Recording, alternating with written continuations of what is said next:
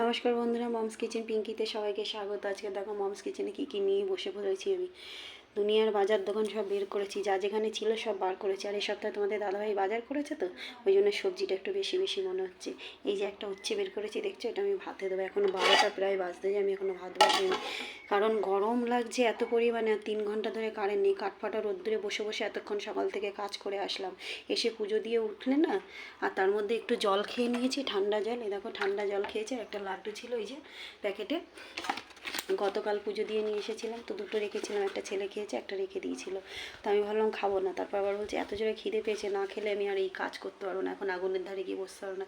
এখান থেকে এইটুকুনি জন্য আমি যেতে পারছি না, আমার এত কষ্ট হচ্ছে।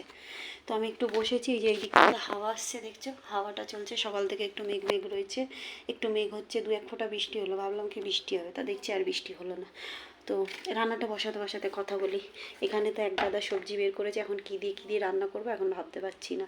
আগে বের তো করে নিয়েছি, তার মধ্যে 3 ঘন্টা কারেন্ট নেই বলে এই যে তরকারিটা গতকালকে ছিল, একটুখানি মাছ আছে অর্ধেকটা, আর আলুর ভাগটা বেশি আছে। তো ভাবলাম কি রাতের ভাত আছে, মেয়েকে দিয়ে দেবো, কারণ কারেন্ট নেই, তরকারিটা যদি ফ্রিজে থাকে এমনিই নষ্ট হয়ে যাবে, তার চেয়ে ভালো খেয়ে নিক, সেই ভেবে বের করেছি। আর এখানে সবজি বের করেছি। আর এই দুটো আম দেখছো, এই দুটো আম 1 মাস আগের থেকে নিয়ে এসে রেখেছে, কেউ খাচ্ছে না। এবছর যেরকম গাছে আম নেই, সেরকম খাওয়ার চাহিদাও নেই কারো। তার মধ্যে আবার তোমাদের দাদাই বলছে 100 টাকা কিলো নাকি এই আমগুলো নিয়েছে। আর এই আমটা বিশ্বাস করো বন্ধুরা, কাঁচা আম যেরকম লবণ দিয়ে খাই, সেরকম লবণ দিয়ে আমি একলাই খেয়েছি 3টে। আর ওদেরকে তো একটা কেটে দিয়েছি, ওরা তো মুখ টুক কীরকম যেন করছে, খাবো না। তা আমি বললাম পয়সা দিয়ে কিনে এনেছে, কী করবো, যতই হোক স্বামীর কষ্ট তো একমাত্র বউই বোঝে বলো। তো ফেলে দেবো কেন, আমি একটু একটু করে খেয়ে নিই, একবারে তো পারবো না খেতে, মাঝে মাঝে বার করো। তো এখন দুটো বের করেছি, এটা পাকা আম, এটা মিষ্টি, এইটা টক।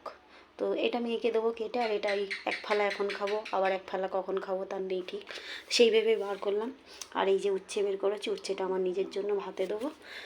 ভেন্ডিটা বার করেছি, কি করব জানি না, কিন্তু একটা ভাজা একটা ঝোল তো করতে হবে। তো চলো রান্নাটা বসিয়ে দিই, অনেকটা বেলা হয়ে যাচ্ছে। তো বন্ধুরা, যুদ্ধক্ষেত্রে নেমে পড়েছি, এবার রান্না করার পালা। এখানে দেখি কী কী আছে, এখানে একটু পেঁয়াজ কাটা রয়েছে, এই পেঁয়াজটা নিয়ে নিই, আমার তরকারিতে দিয়ে দেবো, কারণ দুপুর অবধি এটা ভালো থাকবে না। আর এই যে তোমাদের দাদাভাই সকালে মাছ এনে দিয়ে গেছে, আমাদের বাড়িতে তো রুই মাছটাই বেশি খাওয়া হয়, কিন্তু আজকে মাছের মাথা নেই। আর তেলটা যে নিয়ে এসছে না, এই দেখো তেলটা একদম ফ্রেশ তেল। আর আজকে খুব ইচ্ছা করছিল আমার খাসির ছাঁট খেতে, কিন্তু তোমাদের দাদাভাই পাইনি। যেই দোকানটায় ভালো বিক্রি হয় সেই দোকানটা আজকের বন্ধ। আর বাজারে যেখানে থেকে মাছ নিয়ে এসছে, সেখানে গিয়ে দেখে অলরেডি লোক দাঁড়িয়ে রয়েছে নেওয়ার জন্য। তাই বললাম ভালোই হয়েছে। আর সেই ছাঁট নিয়ে আসলে তবু আমার ছেলে মেয়ের জন্য মাছ আলাদা করে আনতেই হতো। আর ছেলে মেয়ে তো এসব খায় না, আমি একটু উল্টোপাল্টা জিনিস খেতে ভালোবাসি। যেমন খাসির মাংস খেতে ভালোবাসি, তেমন খাসির ছাঁটও খেতে ভীষণ পছন্দ করি। কিন্তু মুরগির মাংস ভালোবাসি না, আবার মুরগির ছাল খেতে ভালোবাসি। আমার এরকম উটপাটাং চাহিদা। তো যাই হোক, যেটা খেতে ভালোবাসি সেটা বলতে আমার লজ্জা নেই, কারণ আমার মতন অনেকেই খেতে ভালোবাসে, আমার সাথে অনেকেই একমত হবে। আর এই মাছটা যেমন আমি ভালোবাসি না, আমার ছেলে মেয়ে তোমাদের দাদাভাই ভীষণ ভালোবাসে। তো তাই বলে কি আমি ওদের জন্য করব না বলো? সেটাই হচ্ছে ব্যাপার। আমি খাই বলে তোমাদের দাদাভাই খায় না, কিন্তু আমার জন্য নিয়ে এসে দেয়, মিথ্যে কথা আমি বলবো না। তো চলো এবার বসে পড়েছি, এখানে কড়াও বসিয়ে দিয়েছি।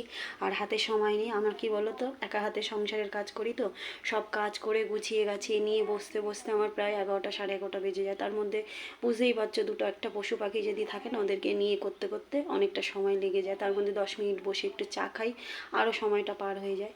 তো এই করতে করতে আমার একটু বেলা হয়ে যায়। আর শুধু একদিকে বাঁচো, সকালে আগের মতন এখন আর সকালে জলখাবারটা করি না, কারণ সকালে কেউ খেতে চায় না ভারী খাবার, সেই কারণে আর জলখাবারটা করি না। কিন্তু জলখাবারের বদলে বাইরের কেনা খাবারটা খাওয়া হয়, যেমন দুধ বিস্কুট খাওয়া হয়, পাউরুটি খাই আমরা, তো এটাতেই হয়ে যায়, অত ভারীর দরকার পড়ে না। সেই জন্য আরও একটু কাজটা কমে গেছে। তার বদলে এই দিকে কাজগুলো বেড়ে গেছে, পশু পাখির দিকে কাজগুলো বেড়ে গেছে, তো একটু বেলা হয়ে যায়। ওই জন্য গুছিয়ে গাছিয়ে নিয়ে আর বসতে পারি না। এখন আমি কী করবো, এই যেখানে ভাত বসিয়ে দিয়েছি দেখো, আর এখানে কড়া বসিয়ে দিয়েছি, আমি এখন মাছ ভাজা করতে করতে ভাজাটা কেটে নেবো, ভাজাটা আবার তুলে দিয়ে তারপরে আবার যেটা বানাবো সেটা আবার কেটে নেবো, এরম করতে করতে কাটাও শেষ, রান্নাও শেষ। তো আমি এরমভাবেই করি, আগে গুছিয়ে করতাম, অনেকটা সময় ছিল হাতে, কাজ থাকতো না, করে নিতাম। কিন্তু এখন কাজ বেড়ে গেছে, সময় কমে গেছে, যে কারণে এখন করতে পারি না। তো চলো, ভিডিওটা অনেক লম্বা হয়ে যাচ্ছে, আর বেশি লম্বা করবো না, রান্না বান্না করি, বক বক করতে করতে দেরি হয়ে যাচ্ছে আমার। সবাই ভালো থেকো, সুস্থ থেকো, আর চ্যানেলে যদি নতুন হয়ে থাকো চ্যানেলটা সাবস্ক্রাইব করে দিও, ভালো লাগলে একটা লাইক কমেন্ট শেয়ার করে দিও। টাটা।